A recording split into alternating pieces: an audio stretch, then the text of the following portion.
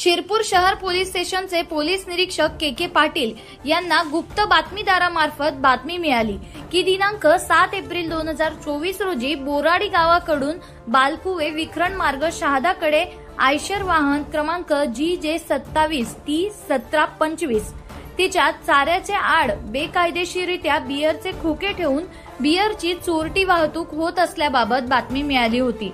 त्यावरून पथकाने सापळा लावला असता बालकुवे गावाकडून विखरण गावाकडे गुरांचा चारा भरलेले पांढऱ्या रंगाचे आयशर वाहन येताना दिसले। सदर वाहनाची झडती घेता चाऱ्याच्या आडोशास पुठ्ठ्याचे खोके त्यात 3 बियरचा माल भरलेले मिळून आले। त्यात बियर साठा किंमत 15 लाख रुपये व आयशर 1,58,000 असा एकूण 16,58,000चा मुद्देमाल जप्त करण्यात आला आहे।